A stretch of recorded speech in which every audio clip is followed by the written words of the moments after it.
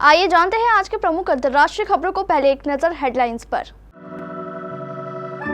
25 जून संविधान हत्या दिवस घोषित, केंद्र का ऐलान। 1975 में इसी दिन लगा था आपातकाल।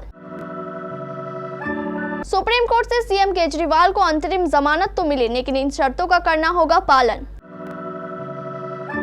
हार जीत लगी रहती है, किसी के लिए अपमानजनक भाषा का इस्तेमाल ना करें। स्मृति ईरानी के बचाव में राहुल गांधी का ट्वीट। स्वाति मालीवाल केस में विभव कुमार को बड़ा झटका, दिल्ली हाई कोर्ट ने खारिज की जमानत याचिका। हाईवे पर ट्रैफिक कैसे रोक सकते हैं, संभू बॉर्डर ब्लॉक करने पर हरियाणा सरकार को एससी की फटकार। चीन यूक्रेन की परमाणु सुविधाओं की सुरक्षा को बढ़ावा देने में IAEA की रचनात्मक भूमिका का समर्थन करता है।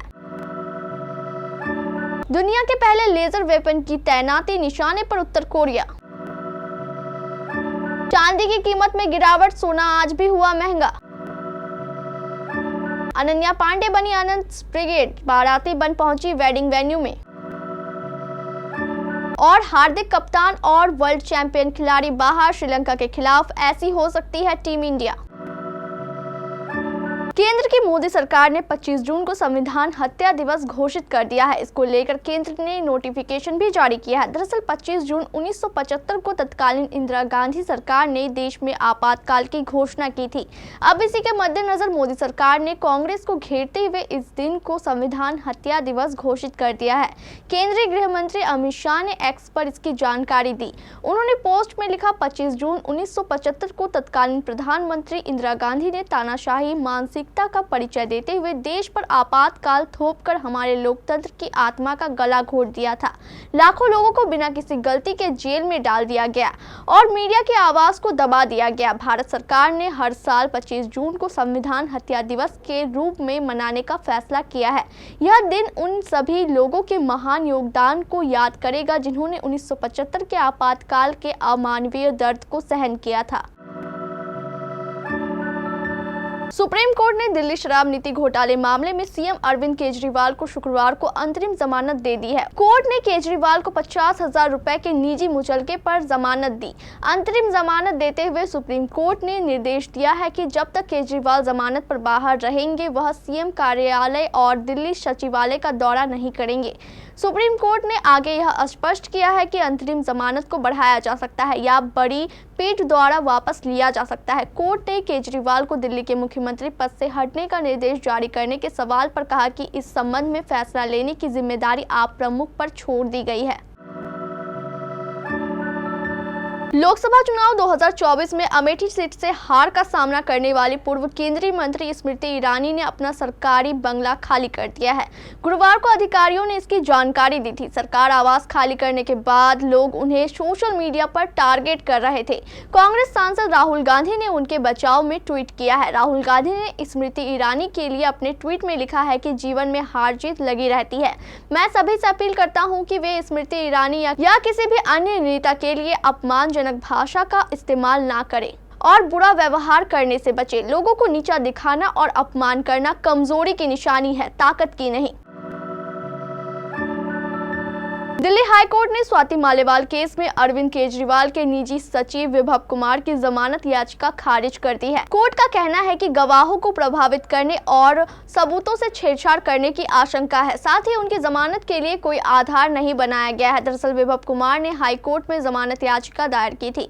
इसमें उन्होंने अपनी गिरफ्तारी को भी चुनौती दी थी। 10 जुलाई बुधवार को याचिका पर सुनवाई हुई और कोर्ट ने दोनों पक्षों को सुना। इसके बाद कोर्ट ने याचिका पर फैसला सुरक्षित रख लिया और कहा है कि अपना फैसला शुक्रवार 12 जुलाई को सुनाएगा, यानी आज ये फैसला आ सकता है। अब अदालत ने उनकी जमानत याचिका खारिज कर दी है। इसके बाद कोर्ट ने याचिका पर फैसला सुरक्षित रख लिया और कहा कि वह अपना फैसला शुक्रवार 12 जुलाई को सुनाएगा। अब अदालत ने उनकी जमानत याचिका खारिज कर दी है। 10 जुलाई को हाई कोर्ट में सुनवाई के दौरान स्वाति मालीवाल के वकील ने कहा कि एफआईआर दर्ज होने के कुछ दिन बाद 2 क्लिप जारी की गई थी और कमरे में कोई और नहीं था। एक क्लिप में वह पुलिस अधिकारी से किसी तरह की बहस करती हुई दिखाई दे रही थी। सुप्रीम कोर्ट ने शंभू बॉर्डर खोलने को लेकर पंजाब एवं हरियाणा हाई कोर्ट के आदेश पर बड़ी टिप्पणी की है। कोर्ट ने कहा है कि राज्य सरकार हाईवे पर ट्रैफिक कैसे रोक सकती है। सुप्रीम कोर्ट ने हरियाणा सरकार से पूछा है कि राज्य सरकार हाईवे के यातायात को कैसे रोक सकती है। राज्य सरकार का काम है कि वह यातायात को नियंत्रित करे। हम कह रहे हैं कि बॉर्डर को खुला रखे, लेकिन उसको नियंत्रित भी करे। आखिर राज्य सरकार बॉर्डर को खोलने के हाई कोर्ट के आदेश को चुनौती क्यों देना चाहती है। जस्टिस कांत ने हरियाणा सरकार से इस मामले पर हलफनामा दायर करने को कहा है। सुप्रीम कोर्ट ने कहा है कि किसान भी देश के नागरिक हैं, उन्हें भी भोजन और बेहतर चिकित्सा सुविधाएं मिलनी चाहिए। वे आएंगे, नारे लगाएंगे और वापस चले जाएंगे।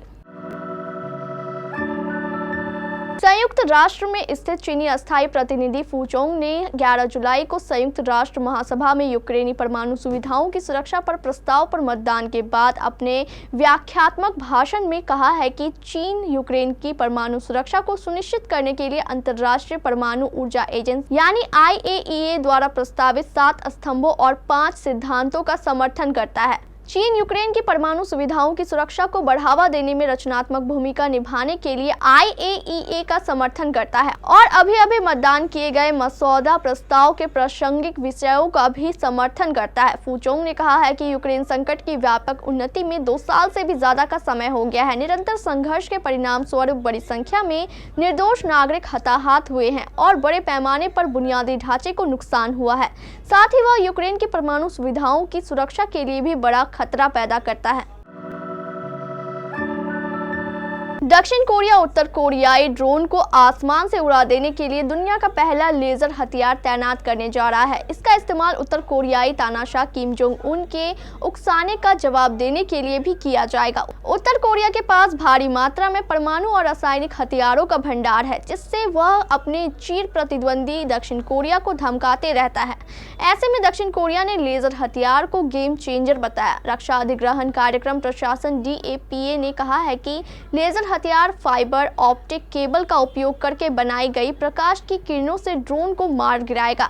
उत्तर कोरिया के लेजर हथियार से फायर की गई प्रत्येक गोली लगभग 10 से 20 सेकेंड तक चलेगी और खुली आंखों से दिखाई नहीं देगी। ये 700 डिग्री सेल्सियस से अधिक का तापमान बनाएगा, जो ड्रोन के इलेक्ट्रॉनिक घटकों जैसे सर्किट बोर्ड और बैटरी को नुकसान पहुंचा सकता है या कम से कम निष्क्रिय कर सकता है। भारतीय सराफा बाजार में आज शुक्रवार 12 जुलाई को सोने के भाव में इजाफा देखने को मिला है, जबकि चांदी की कीमत में कमी आई है। हालांकि 24 कैरेट सोने की कीमत अभी भी 72,000 रुपए प्रति 10 ग्राम के पार है। वहीं चांदी का भाव 92,000 रुपए प्रति किलो से अधिक है। राष्ट्रीय स्तर पर 999 शुद्धता वाला 24 कैरेट का 10 ग्राम सोने की कीमत 72,815 रुपए है, जबकि 999 शुद्धता वाली चांदी के भाव 92,156 रुपए प्रति किलो है। India Boolean and jewellers association के मुताबिक गुरुवार की शाम को 24 कैरेट का शुद्ध सोना 72,563 रुपए था, जो आज सुबह महंगा होकर 72,815 रुपए पर आ गया है। रिलायंस इंडस्ट्रीज के चेयरमैन और MD मुकेश अंबानी के छोटे बेटे अनंत अंबानी और राधिका मर्चेंट की शादी को कुछ पल शेष है। बारात अंबानी के मुंबई स्थित निवास इंटीलिया से निकलकर जियो वर्ल्ड सेंटर तक पहुंच चुकी है। वेडिंग वेन्यू से अंबानी परिवार की तस्वीरें सामने आने लगी हैं। इस दौरान पूरे अंबानी परिवार ने साथ में पोज भी दिया। दूल्हे राजा अनंत अंबानी का भी शादी से फर्स्ट लुक सामने आ चुका है। उन्होंने गोल्डन शेरवानी पहनी थी। 7 फेरे और सिंदूरदान की रस्म 9:30 बजे से शुरू होगी। शादी में शामिल होने एक्ट्रेस अनन्या पांडे बाराती बनकर पहुंच चुकी है। अनन्या पांडे का एक वीडियो सामने आया है, जिसमें अनन्या पांडे बेहद खास अंदाज में पहुंची। शादी के लिए अनन्या ने पीले रंग का लहंगा चुना है, जिसके बैक साइड पर लिखा है आनंद्स ब्रिगेड। जिम्बाब्वे के खिलाफ 5 मैचों की T20 सीरीज के बाद टीम इंडिया श्रीलंका दौरे पर जाएगी। श्रीलंका में टीम इंडिया को 3 मैचों की T20 सीरीज और इतने ही मैचों की वनडे सीरीज खेलनी है। श्रीलंका के खिलाफ T20 सीरीज में हार्दिक पांड्या टीम इंडिया के कप्तान हो सकते हैं। वहीं जसप्रीत बुमराह को इस सीरीज में रेस्ट मिल सकता है। इसके अलावा शिवम दुबे भी इस सीरीज से बाहर रह सकते हैं। जिम्बाब्वे के खिलाफ टीम की बात करें तो अभिषेक शर्मा, रियान पराग, तुषार देशपांडे को श्रीलंका का टिकट मिलना काफी मुश्किल है। दरअसल 2026 T20 विश्व कप को ध्यान में रखते हुए श्रीलंका के खिलाफ भारत की 15 सदस्यीय टीम चुनी जा सकती है। विश्व विजेता टीम के सदस्य रहे ऋषभ पंत, सूर्य कुमार यादव, यशस्वी जायसवाल, संजू सैमसन, कुलदीप यादव और अर्शदीप सिंह श्रीलंका सीरीज में खेलते दिख सकते हैं।